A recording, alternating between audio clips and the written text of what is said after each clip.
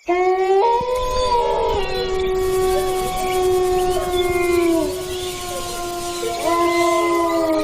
हैं इस गांव की रातें सिर्फ अंधेरी नहीं होती, यहाँ सन्नाटा भी जैसे सांस लेता है और हवा में किसी अनजानी मौजूदगी की आहट महसूस होती है। कभी कभी आधी रात के बाद बिना हवा के भी पेड़ हिलते दिखाई देते हैं।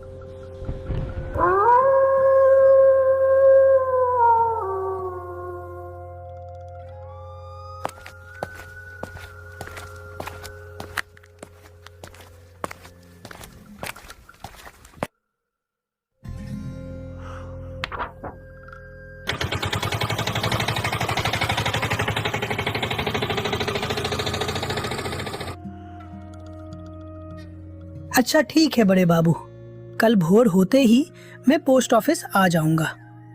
आज इस अंधेरे में रास्ते पर ना निकलना ही बेहतर होगा। आप अभी आराम कर लीजिए, सफर भी लंबा था और सामान भी अभी अभी घर पहुंचा है। गांव में रात को रास्ते थोड़े सुनसान रहते हैं, इसलिए सुबह उजाला होने पर ही बाहर निकलना अच्छा रहेगा।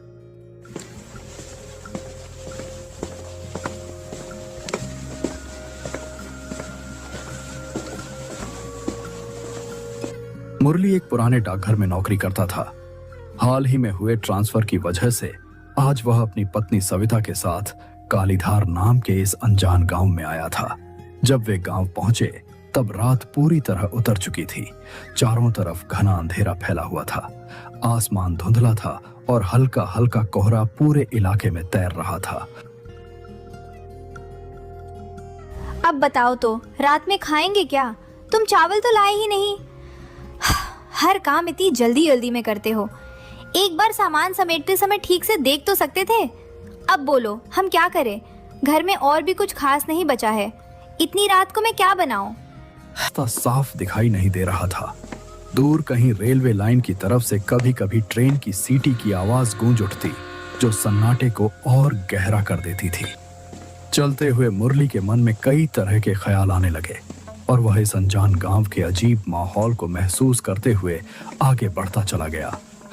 ठंडी हवा के झोंके कभी कभी कोहरे को चीरते हुए गुजरते और माहौल को और भी ज्यादा डरावना बना देते थे। ऐसा लग रहा था जैसे रात होते ही यहाँ जिंदगी रुक जाती हो। चलते चलते हुआ अपने मन में सोच रहा था, लगता है इस तरफ दुकान मिलना मुश्किल है। पूरा रास्ता सुनसान पड़ा है। शायद मुझे थोड़ा और आगे जाकर देखना चाहिए। क्या पता आगे कहीं कोई छोटी दुकान खुली मिल जाए। घर में चावल भी नहीं है। खाली हाथ वापस जाऊंगा तो सविता परेशान हो जाएगी। मैं भी ना। नया गांव है और मुझे पहले ही ज़रूरी चीज़ें देख लेनी चाहिए थी। अब रात में ऐसे घूमना पड़ रहा है। चलो थोड़ा और आगे चलकर देखता हूँ, शायद किस्मत से कहीं कोई दुकान खुली मिल जाए। अगर नहीं मिली तो वापस जाना ही पड़ेगा, लेकिन एक बार और कोशिश कर लेता हूँ। अचानक सड़क के ठीक दाएं ओर लालटेन की पीली रोशनी चमचमा रही थी। वही पुरानी गुमटी वाली दुकान थी। मुरली रुक गया। अरे ये क्या? यहाँ एक छोटी सी गुमटी दुकान है। मैंने आते समय रास्ते में यही दुकान तो देखी थी, या शायद मैं गलत याद कर रहा हूँ। इस गांव में तो मैं नया हूँ, लेकिन ये जगह कुछ जानी पहचानी सी लग रही है। चलकर पास से देखता हूँ। अगर दुकान खुली हुई मिल गई तो अच्छा है। इतनी रात में अगर यहीं कुछ मिल जाए तो बड़ी राहत हो जाएगी। अच्छा हुआ मैं थोड़ा और आगे आ गया, नहीं तो ये दुकान शायद दिखती ही नहीं। तभी उसकी नजर दुकान के अंदर खड़ी एक औरत पर पड़ी। वह देखने में गांव की साधारण औरत जैसी लग रही थी, लेकिन उसके चेहरे पर एक अजीब सी मीठी मुस्कान फैली हुई थी, जो माहौल से मेल नहीं खा रही थी। उसकी आंखें जैसे सीधे मुरली को ही देख रही थीं। पोस्टमास्टर को देखते ही उसने धीमी, मीठी लेकिन अजीब सी आवाज में उससे बात करनी शुरू की। ए बाबू, आइए आइए ना, मेरी दुकान में आइए। इतनी रात में बाहर क्यों भटक रहे हैं? जो चाहिए आराम से मिल जाएगा यहाँ। घबराइए मत, अंदर आइए। अभी दुकान बंद नहीं की है मैंने। गांव में रात को सब जल्दी बंद कर देते हैं, लेकिन मैं थोड़ी देर और बैठती हूँ।